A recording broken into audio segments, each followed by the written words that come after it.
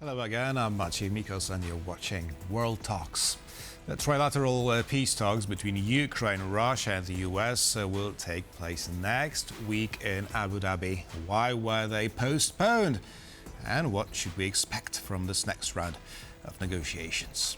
To talk about it, we're joined by Iryna Krasnoshtan, Program Director at the International Center for Ukrainian Victory. Good evening. Good evening. Thank you for having me.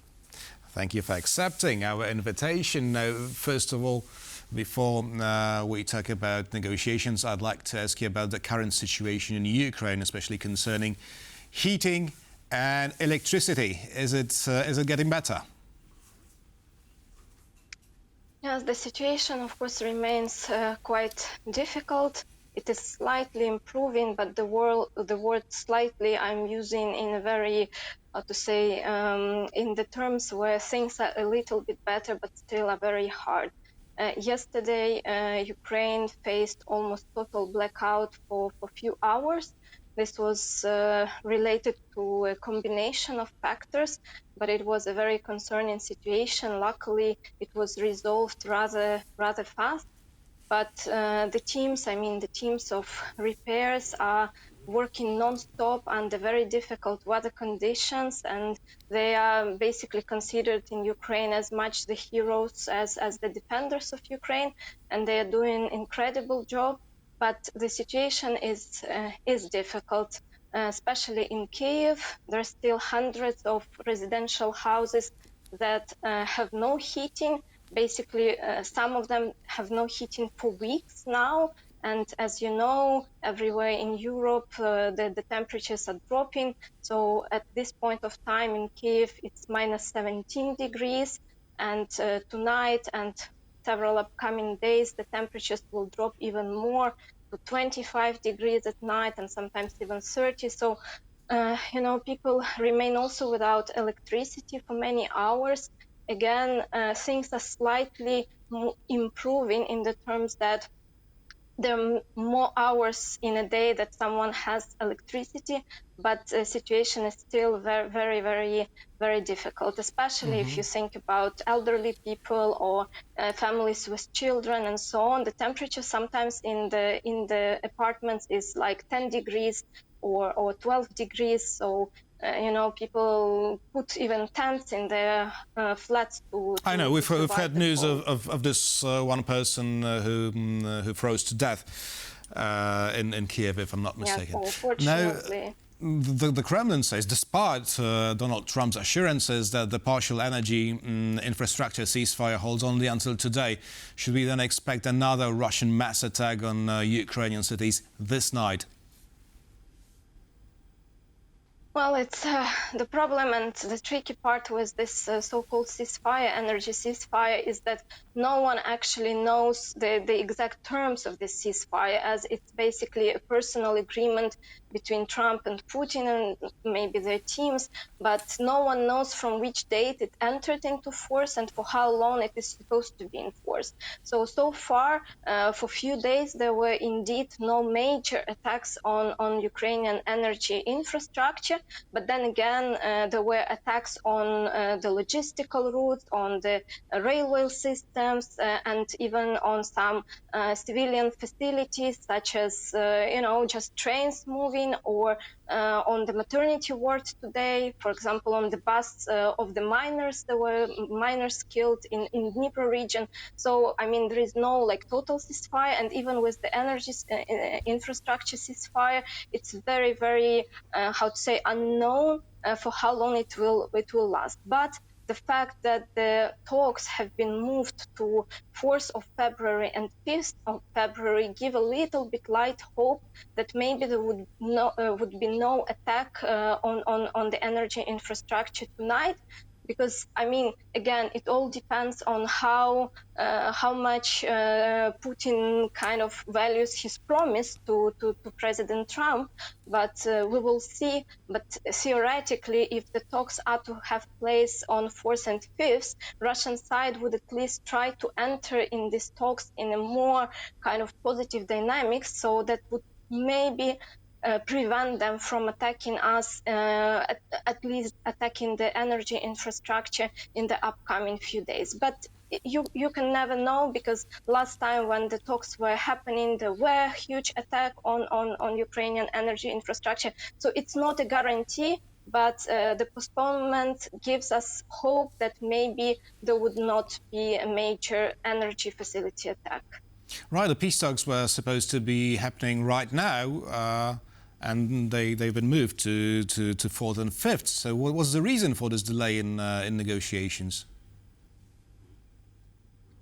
There is, I cannot provide the exact reason, but I can only reflect on some of the things, because, of course, there could be different explanations. We know that yesterday the Russian special envoy was in the US, so maybe it is related to some of the talks that were happening over there in Florida.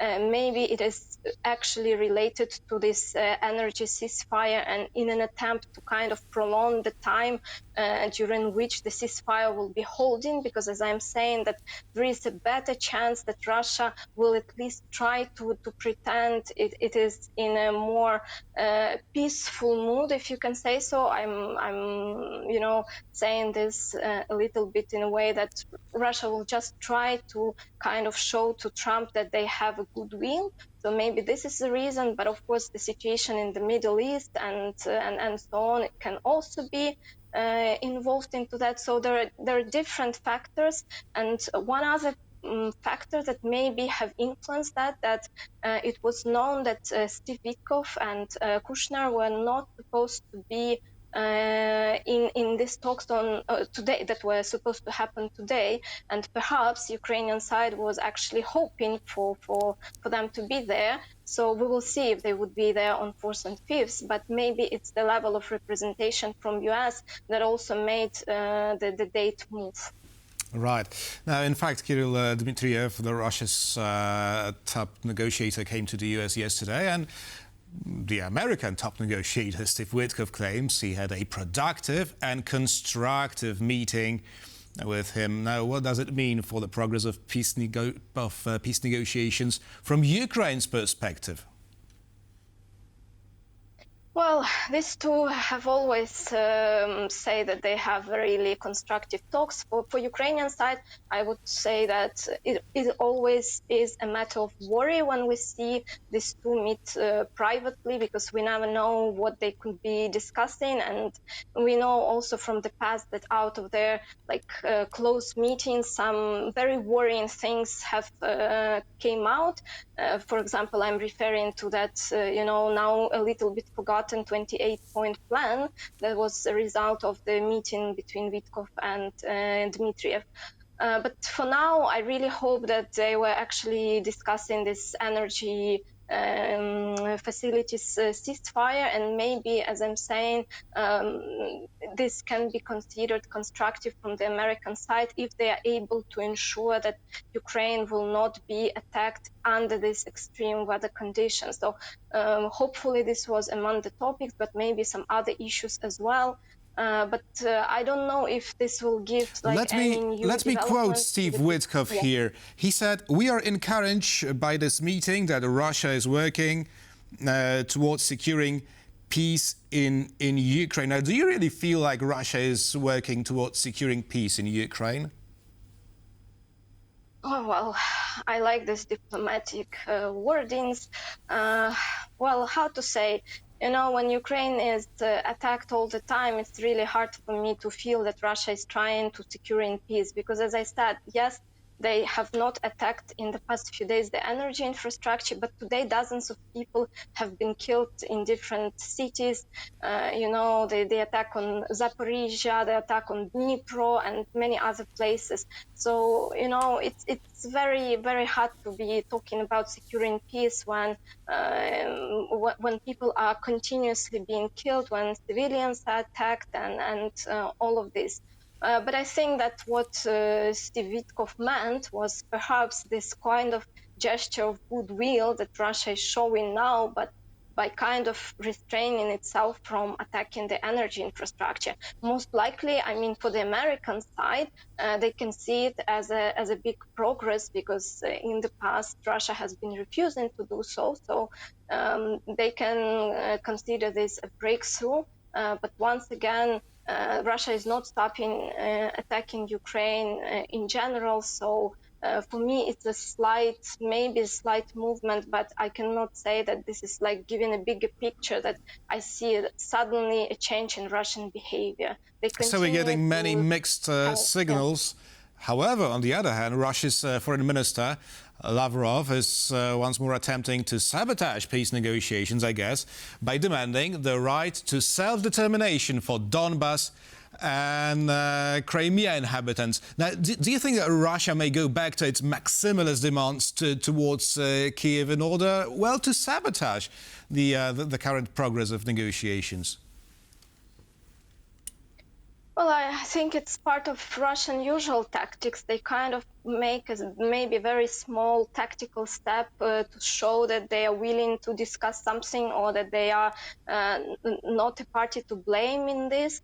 And then they stick to everything that was from the beginning in their demands. Because, I would say that their maximalistic demands have never disappeared if you actually look at what has been said for a really long time. And the fact that Lavrov is putting it again on the agenda is not a huge surprise for me, because they systematically take it out, this type of messages, and as I'm saying, they combine it with a little bit of a gesture of a goodwill, and then they try to kind of persuade the American side that they are good in these negotiations, and then suddenly all the demands are back on the table. But to be honest, for example, Crimea hasn't been discussed for a really long time. Like even the American side doesn't even touch the topic of Crimea. And of course, the issue of Donbas is all the time on the table. And we know that the Russian demand